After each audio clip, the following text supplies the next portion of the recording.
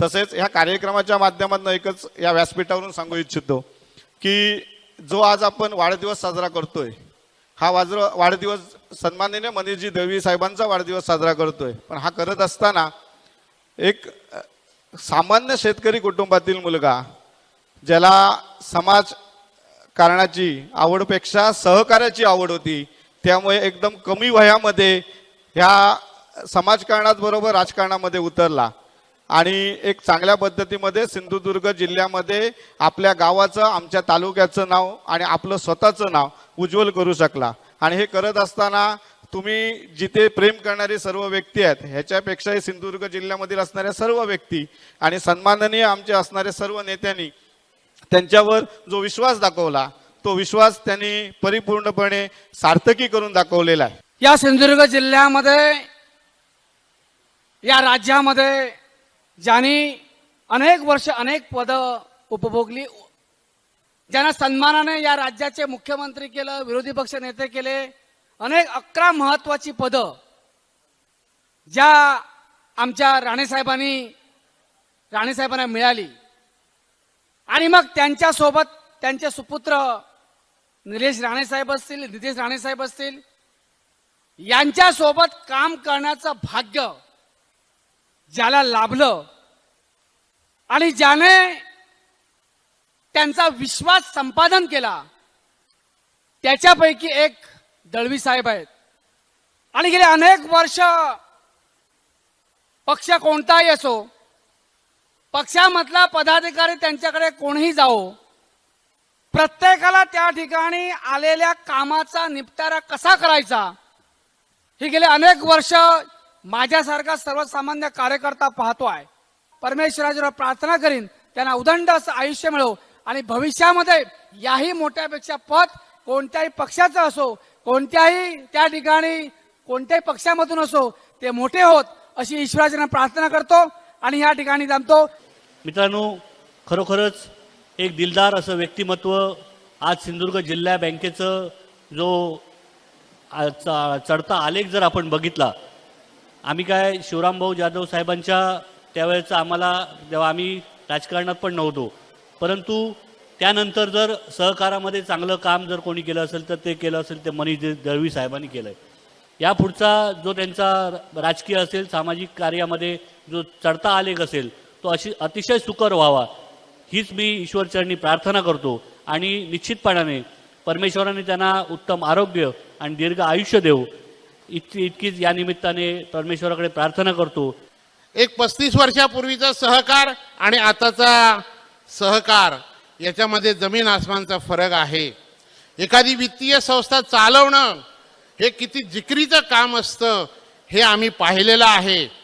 आणि ज्या पद्धतीने मनीषजी तळवी आज ही जिल्हा बँक चालवत आहेत, ज्या पद्धतीने अभ्यास करतायत आणि ज्या पद्धतीने अभ्यास करून या जिल्हा बँकेला अतिशय वटवृक्ष होण्यासाठी त्यांनी जो आपला अभ्यासपूर्ण हातभार दिलेला आहे, हा खरोखरच कौतुकाचा आहे।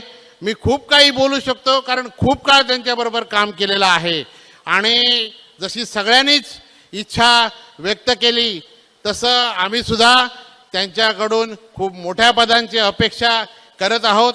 ते खूप मोठे व्हावेत आणि या समाजासाठी त्यांचा जास्तीत जास्त फायदा व्हावा एवढी मी शुभेच्छा देतो. माझ्या पण राजकीय अनेक अडचणीमध्ये मला चांगलं मार्गदर्शन करून ते मी आज जे परत जे आज ह्या प्रवासामध्ये राजकीय प्रवासामध्ये सुरुवात केली हे त्यांचं एक फार मोठं एक मार्गदर्शन आहे.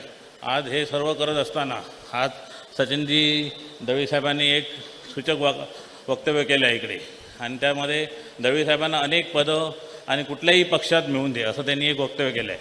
पण माझं एक मत असं आहे की आज दळवी साहेब ज्यावेळी हसतात किंवा दळवी साहेब ज्यावेळी हो म्हणतात ह्याला 4 पद्धतीने हो म्हणतात किंवा 4 पद्धतीने हसतात हे जरा आज तुम्हाला वेंगुर्लेकरांना पण काही माहिती असेल.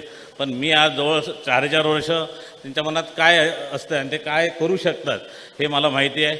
नक्कीच भारतीय जनता पार्टी त्यांना योग्य न्याय देईल आणि चांगलं त्यांचं राजकीय प्रवास हा भारतीय जनता पार्टी घडवेल. आज वाढदिवसानिमित्त मी आज त्यांना शुभेच्छा देतो आणि इथे थांबतो. अनेक असे विषय आहेत की त्यांनी अत्यंत चांगल्या पद्धतीने हाताळलेले आहेत. आज महिलांसाठी बँक सखी सारखी एक नवीन आम्ही गेल्या वर्षी साहेबांच्या उपस्थितीमध्ये बँक सखी हा कार्यक्रम झाला. अनेक ग्रामीण भागातल्या महिलांना या बँकेवर काम करण्याची संधी त्या निमित्ताने आज दिलेली आहे. अशा पद्धतीचे अनेक चांगले निर्णय, शेतकऱ्यांच्या हिताचे निर्णय आज मनीषजींनी या जिल्हा बँकेच्या माध्यमातून घेतलेले आहे. मला आशा आहे की जर मनीषजी दळवींना याही पुढे सहकारात अशी पद्धतीची आणि चांगली पदं मिळो, निश्चितपणाने जे काही राणेसाहेबांना अभिप्रेत असलेले जे काम आहे ते निश्चितपणाने ते करतील. म्हणून मी त्यांना या वाढदिवसाच्या निमित्ताने त्यांच्या सर्व इच्छा आकांक्षा पूर्ण हो अशा पद्धतीच्या शुभेच्छा देऊन मी या ठिकाणी थांबतो. आणि माझ्या मैत्रीने 5 वर्ष पूर्ण करणारा बहुतेक मनीष दळवी आत्ताच्या ह्याच्या नवीन ह्याच्यामध्ये तुम्हीच आहात असं मला वाटतं. बरीचशी संकट पण त्यांच्यावरती आली पण ती संकट सगळी दूर करून, कारण प्रत्येकाला खुर्ची हवी असते, कोणाला नको असते. आज सगळेजण बोलतात परंतु मागून त्या खुर्चीच्या मागे थोडेसे कुवले टाकतच असतातच. परंतु तेही कुवलेचे सगळे काय म्हणतात ते खास बाजूला करून 5 वर्ष सुद्धा पूर्ण ते 100% चांगल्या प्रकारे करतील. भविष्यात पुढची 5 वर्ष करतील अशा प्रकारचं नेतृत्व या वेंगुर्ले तालुक्याला मिळालेलं आहे. म्हणून पुन्हा एकदा मी त्यांना शुभेच्छा देतो. आम्हाला या ठिकाणी आपल्याला शुभेच्छा देण्यासाठी येण्याचं भाग्य मिळालं त्याबद्दल आम्हालाही खरोखर अभिमान वाटतो की आमचा एक मित्र आज जिल्हा बँकेचा अध्यक्ष आहे, भावी आमदार म्हणून त्यांच्याकडे हा मतदारसंघ बघतो आहे. असं नेतृत्व या वेंगुर्ले तालुक्याला मिळालेलं आहे. आपण त्याचं जतन केलं पाहिजे, त्याला सांभाळलं पाहिजे. कारण शेवटी एकच व्यक्ती कोणतरी पुढे जाते आणि त्याला पाठी वाढण्यापेक्षा आपण सर्वजण त्याच्या पाठीशी जर आपण उभं राहिलो तर ते नेतृत्व आपल्या तालुक्याला मिळू शकतं. म्हणून आपापले जरी काय मतभेद असतील, वाद असतील तर नेतृत्व कधी जोपासायचं असतं, ते मोठं करायचं असतं. याच्यासाठी सर्वांनी त्यांच्या पाठीशी राहावं एवढी सदिच्छा व्यक्त करून थांबतो.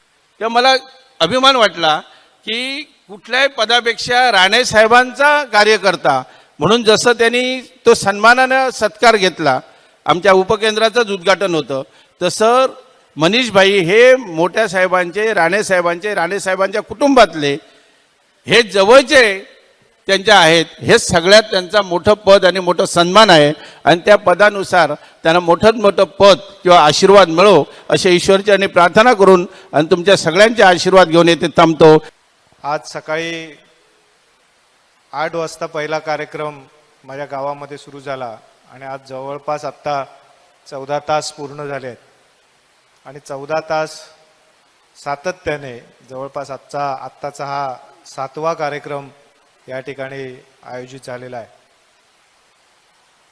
आणि मी मगाशी याच कार्यक्रमाला आत्ता मी वालावलमधून येत असताना माझ्या मित्राला एखादं सांगत होतो गाडीमध्ये की कधी कधी असं वाटतं की आपण रोज सकाळी उठून हा सगळा प्रवास नेमका कशासाठी करतो, याचं नेमकं पुढचं साध्य काय आणि त्याचा कारण काय, असा अनेक वेळा प्रश्न कधीतरी पडतो.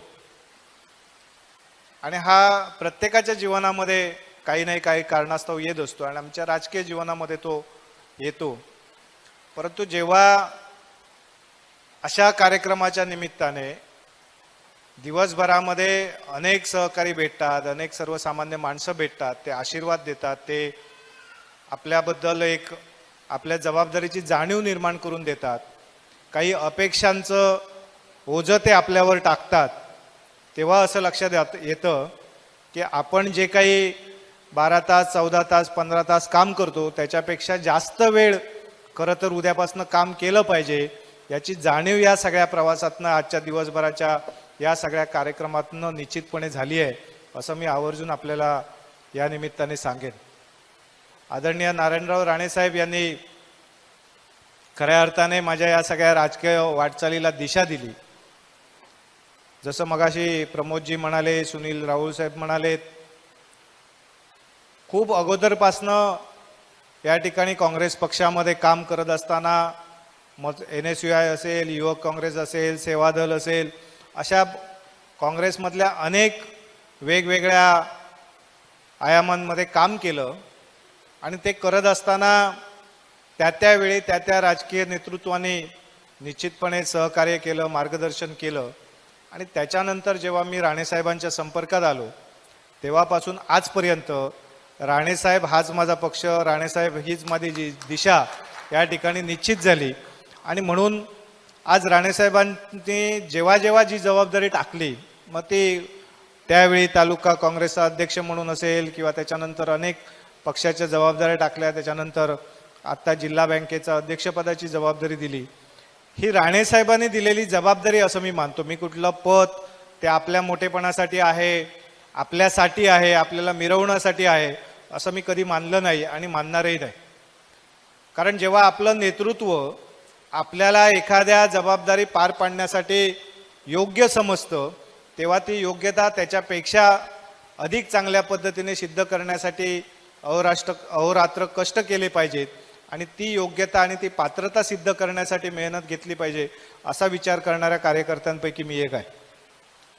आणि म्हणून आपल्याला माहिती असेल, आज अनेक जण आपण म्हणतो आहोत की उद्याच्या 29ला येणारी विधानसभा, गेल्या वर्षीच्या मागील वर्षी माझ्या वडिलांच्या निधनानंतर मी गेल्या वर्षी वाढदिवस साजरा केला नव्हता, परंतु त्याच्या आदल्या वर्षी असेच कार्यक्रम झाला होता.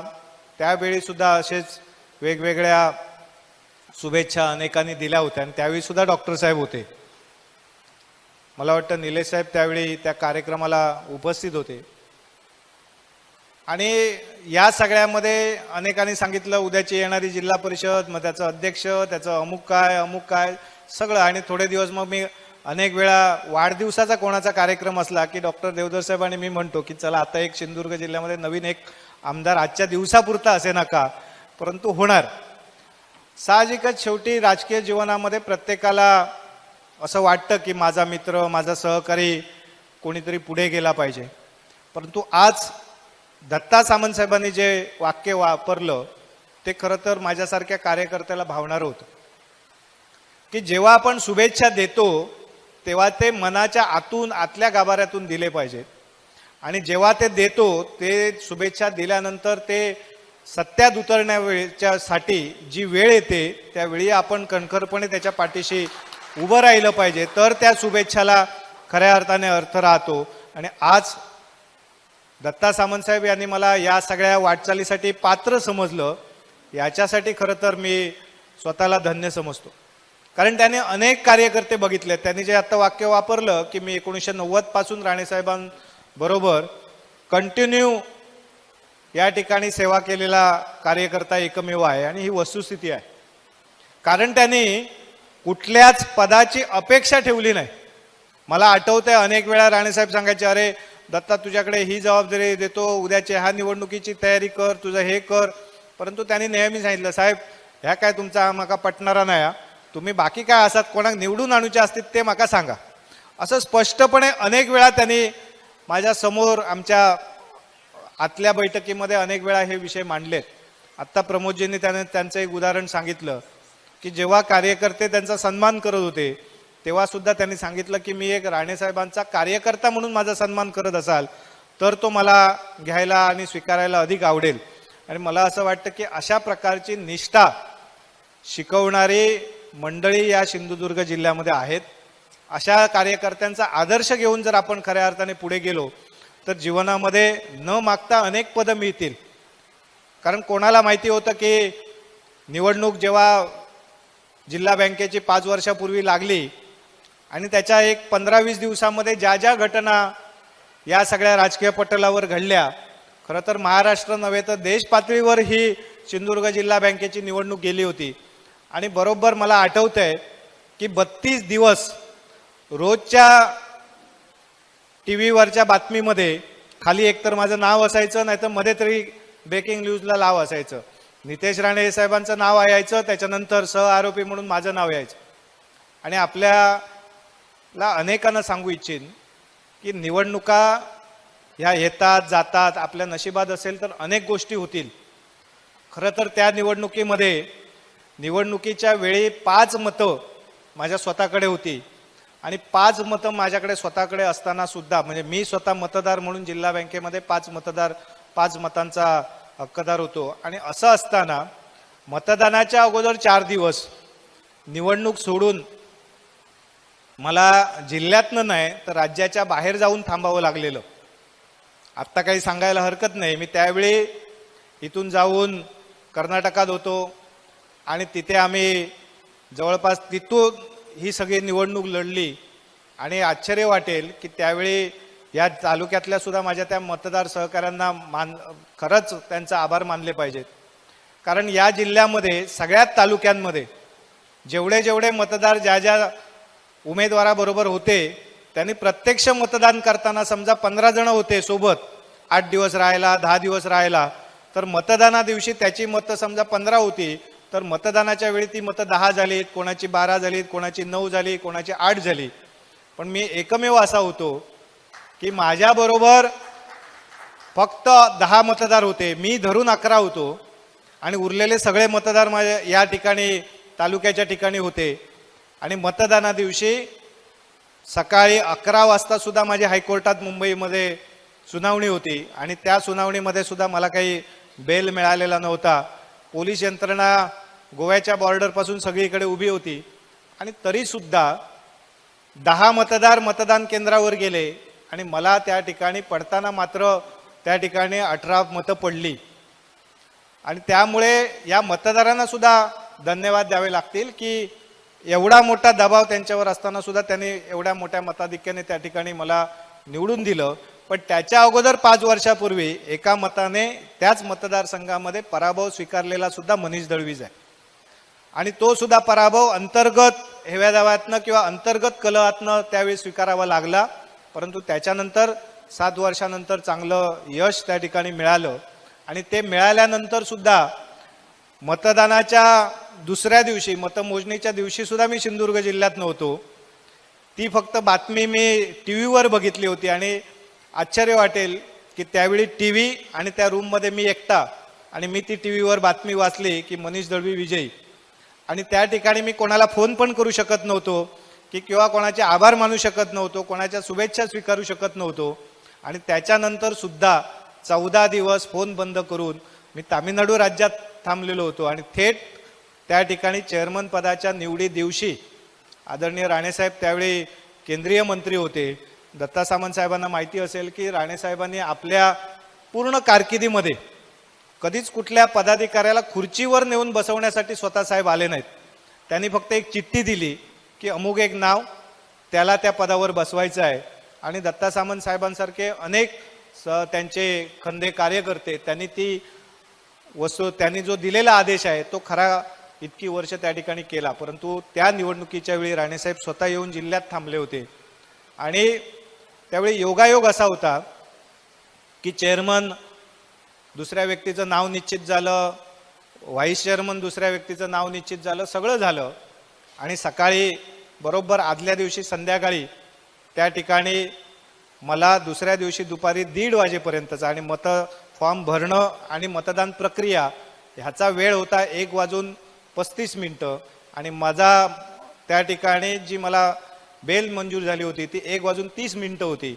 आणि अशा परिस्थितीमध्ये मी जेव्हा आलो त्यावेळी राणेसाहेबांनी सकाळी मला आम्ही सगळेजण जात असताना मला सांगितलं की तुला चेअरमन पदाचा फॉर्म भरायचा आहे. बसलेले अनेक जण त्या ठिकाणी आश्चर्यचकित झाले होते आणि मी सुद्धा आश्चर्यचकित झालो होतो. सांगायचं तात्पर्य एवढंच होतं की न मागता सुद्धा आणि मनात नसताना सुद्धा अनेक चांगली पदं आपल्या आयुष्यामध्ये येतात त्या, आणि ती ज्यावेळी आपलं नेतृत्व आपल्यावरती जबाबदारी देतं त्यावेळी सिद्ध करण्यासाठी ही सगळी मेहनत घ्यावी लागते. कारण आता अनेक जणांनी जे बोललेत की मनीष दळवीने बँकेमध्ये हे केलं, मनीष दळवीने बँकेमध्ये ते केलं, मी काहीच केलं नाही. मी माझी जबाबदारी पार पाडण्याचं फक्त काम केलं. कारण ती जबाबदारी माझ्यावर राणेसाहेबांनी विश्वासाने टाकली होती आणि तो विश्वास सार्थकी लावणं ही माझी जबाबदारी होती आणि ती जबाबदारी पार पाडण्याचं मी प्रामाणिक फक्त काम केलेलं आहे. बाकी वेगळं असं मी काही केलेलं नाही. फक्त त्या पदाला न्याय द्यायचा प्रयत्न केला. आणि त्याचं कारण काय, तर इतक्या वर्षाच्या राणेसाहेबांच्या कारकिर्दीमध्ये एकमेव अशी वेळ होती की राणेसाहेबांनी स्वतःच्या हाताने मला त्या खुर्चीमध्ये बसवलंय. हा योगायोग कोणाच्या आयुष्यामध्ये येणार नाही आणि तो मी कधी विसरू शकत नाही. आणि त्यामुळे राणेसाहेबांचे ऋण हे मी कधीच विसरू शकत नाही आयुष्यामध्ये.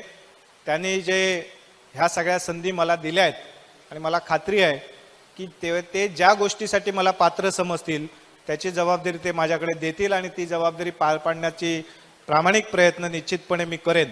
परंतु या सगळ्या वाटचालीमध्ये आपल्यासारखे अनेक सहकारी, इथे बसलेला प्रत्येक सहकारी यांनी खूप मोठं योगदान माझ्या या सगळ्या वाटचालीमध्ये दिलेलं आहे.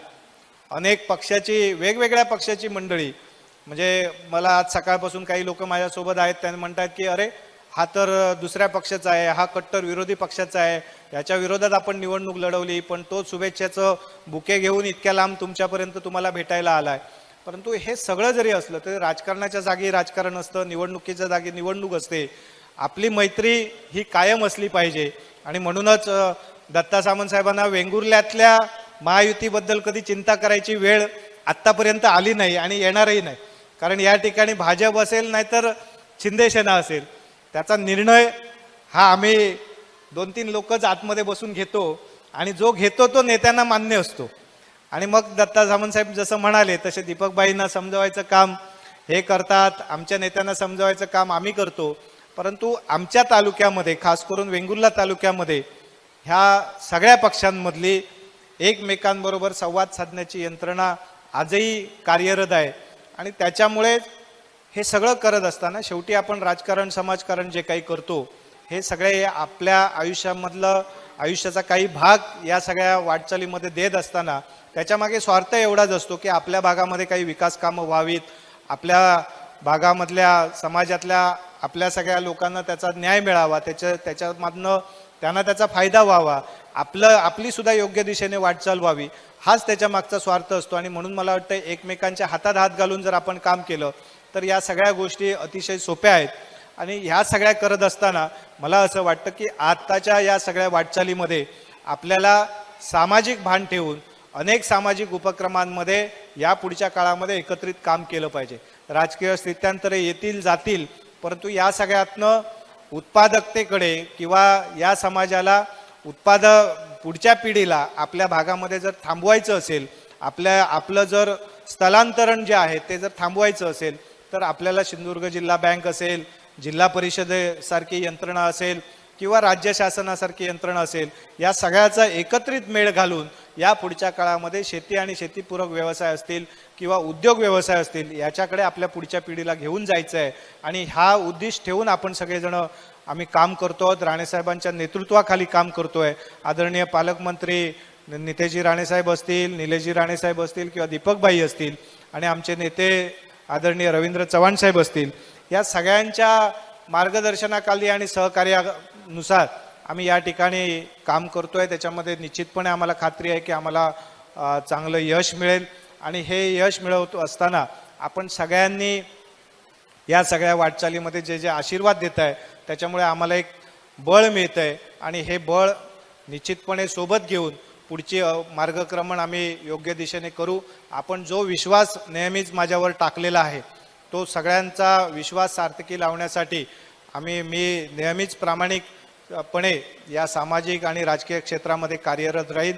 जाणीवांचं सगळ्या भान ठेवून कार्यरत राहीन एवढंच या निमित्ताने सांगतो. आपण ज्या ज्या काही शुभेच्छा दिल्या आहेत त्या शुभेच्छांची जाणीव ठेवून त्या ठिकाणी मार्गक्रमण करत असताना तुमची सगळ्यांचे आशीर्वाद असेच माझ्या पाठीशी राहोत. माझ्या सोबत हे आशीर्वाद राहत असताना तुमचे साथ आणि सहकार्य सुद्धा समोर बसलेल्या सगळ्यांचे आणि व्यासपीठावर आणि माझ्या मागे बसलेल्या सगळ्यांचे आशीर्वाद सुद्धा सातत्याने माझ्या सोबत असतील अशी अपेक्षा सोबत ठेवून मी थांबतोय.